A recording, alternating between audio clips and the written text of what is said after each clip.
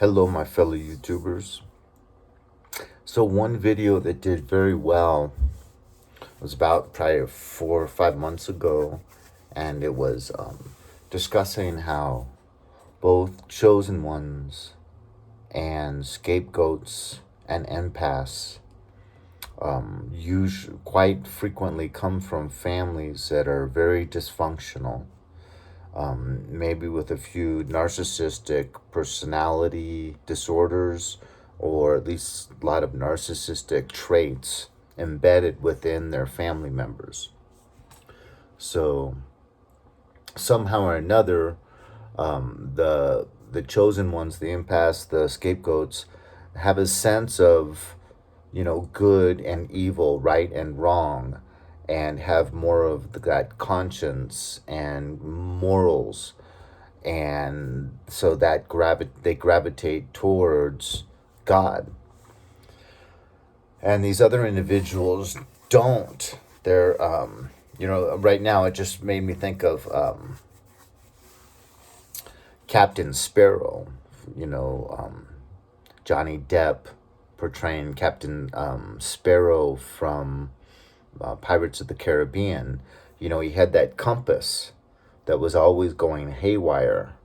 And that was what symbolized his moral compass, And that's true with these individuals too, because in a way they start to gravitate towards, well, as long as it suits me, it's okay. It's a dog eat dog world. It's a cutthroat world. Everyone is this way, and just the one that dies with the most toys is the one that wins. We have to climb over people at work, throw people under the bus so we can excel. And, they're very self-promoting, very ambitious. And the other people are kind of more like, no, it's really, really important how you treat people. And, these things that money can buy are only so much. They can only give you so much gratification, and they acquire dust and rust. And the more things you own, the more these things own you, and you can't take them with you, and so on and so forth.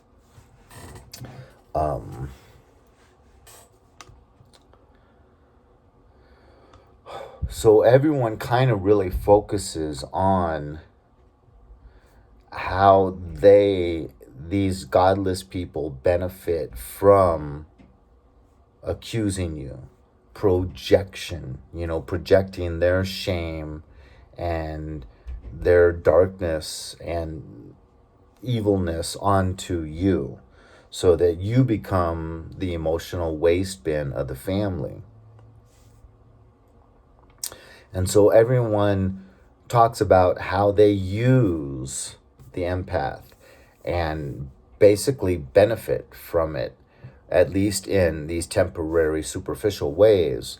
But it's very much less talked about. It is talked about, but to a much lesser degree, about how these empaths and scapegoats and chosen ones benefit from the toxic, hostile individuals.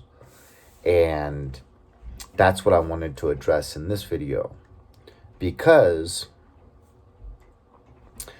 these negative individuals are very, very good at observing their targets. And so they know your weaknesses, so that, like, when you take them to task on something and try to hold them accountable, they know where to attack and change the subject. Well, how about you? It's the what about isms. It's kind of like Biden and Trump. You couldn't say anything bad about Biden without them saying, well, what about Trump? And it's smoke and mirrors. It's a diversion tactic, because then you're kind of pushed back and you're on your heels, and it takes all the onus off of the original thing that was mentioned, and now you're on the defensive. But that being said, because if the individual that's being attacked and being used and having things projected onto them, if that individual really was totally secure in themselves and really had a very, very small ego to where they had almost no vulnerabilities because, they don't really care if someone says, well, you're this way. It's like, well, there's probably some truth in that.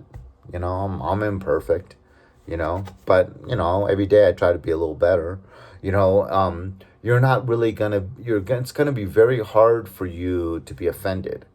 And if it's very hard for you to be offended, it is then very hard for the toxic person to just get you to blow up and to just get it to be just one pig rolling with the other pig in the mud, so to speak. And that is really the one main person that toxic individuals can't stand. Because if they're not able to stir up your emotions and get an emotional reaction and response, they kind of have got their hands tied. Because let's go back to that situation I was just saying. If you go, yeah, well, there's probably some truth to that. I'm an imperfect person, but I'm working on my shortcomings. But now back to, you constantly leaving the cap off the toothpaste and always me finding a big chunk of toothpaste in the sink that will get hardened if I don't wash it down, scrape it off and wash it down. It's gonna get hardened there, and then it's gonna be a real pain to clean. So how come you can never brush that down when it's soft and loose into the funnel, the water funnel, or much less even just screw the lid back on the toothpaste? Well, but you do this, and it's like, okay, can we talk about that in 5 minutes? I'd love to address what I did wrong, but first I brought up a particular subject, that I would like to discuss. And then when we're done with that, we can discuss your accusations of what I'm doing wrong, if you don't mind. And they just hate being held accountable because normally they're doing those things on purpose to frustrate you, right? I'll never forget one of the funniest comments I ever got on one of my videos was this guy said, his mother was a narcissist, a toxic person, and he could always tell first thing in the morning how bad his day was going to be as a little boy by how loudly the microwave door was shut. So she's probably like me and probably every morning reheats her coffee. And yeah, he could tell it was, a scale of 1 to 10. He could tell how bad his day was going to be with his mother. And that was most likely, she was aware of that. And she was letting all of them know, however many people lived in the household, that you're going to have to pay today for some perceived crime that you committed or some perceived insult or, you're going to pay. And all of them, probably a dread of fear came over not only the little boy that made the comment, but the husband and the little boy's sister. They all kind of probably became uneasy at that point when they heard the microwave get slammed really hard. And that was the intention, put a little bit of fear into them and let them know that they're going to have to pay today.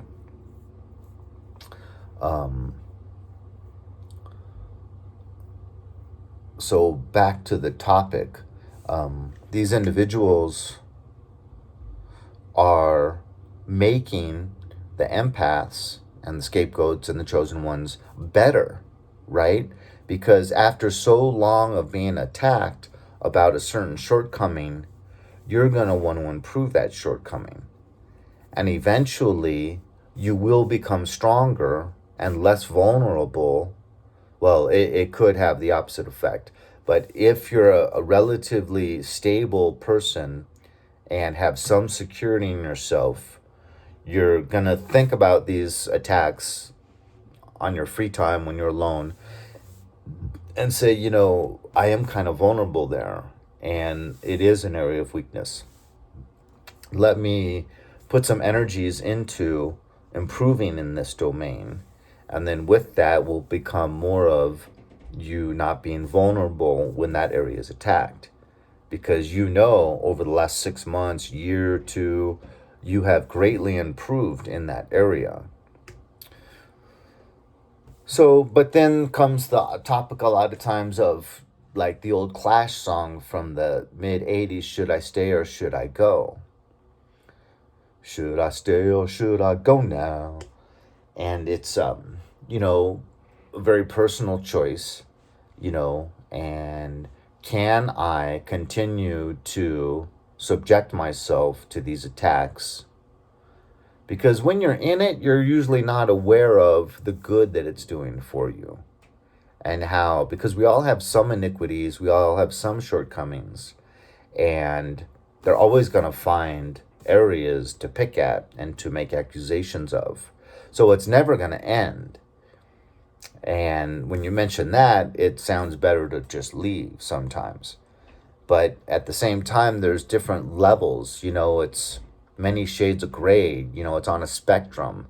These narcissistic personality traits, which we all have some of, all the way up to full-blown psychopathic, malignant, narcissistic personality disorder. You even have the triad, right, with like sociopathy or, being a psychopath, where you just really enjoy inflicting pain. Even physical pain. I mean, a full-blown person that just is so bitter and so angry and enjoys inflicting, whether it be psychological pain, or actual literally hurting people physically. So it really is kind of, a question on how much are you willing to subject yourself to. Certain people, it's definitely better that you've been so damaged over the years that in order to heal, you have to get away from that negative entity that is always lashing out and causing real psychological damage, to more of a situation where you are getting stronger from it, to where you're so invulnerable and you've improved, worked so much on the areas they attack, that their attacks and their accusations don't even really land anymore. They kind of just fly right past you, like the Matrix when he's getting shot at and none of the bullets are hitting him, because it's like they're in slow motion and he can see them coming and he can step out of the way. So it's just something that is tolerable because you are so secure and you see through the other person, you see how they are so insecure, and that everything they're accusing you of is actually a confession of what they're guilty of. But if you're living with the person, it can be really intolerable. But once again, it's the level. I mean, if they're always banging doors, leaving the cap off the toothpaste, it was intolerable with the woman I was married to.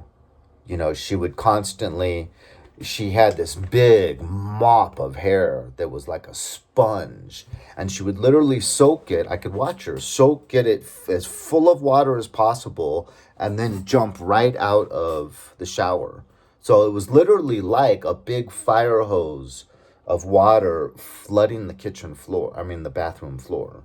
And she would do that every morning, no matter how many times I would say, you can turn the water off first and then wring your hair, wrap it a little bit and wring it in the in the shower, and then grab the towel while you're still in the shower, wrap it around you, and pat down your hair a little bit.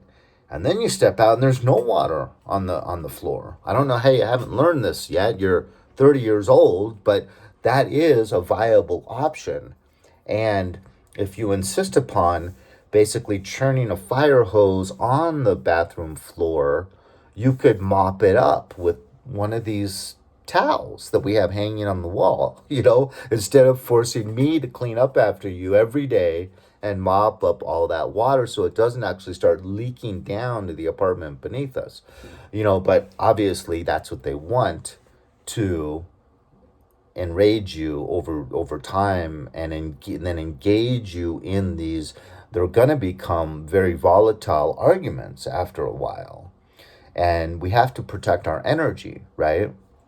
So it's all about what degree they are, what level they are on that shade of gray 180-degree spectrum, and how secure you are, and how much you're able to see how they benefited you and made you more secure and stronger.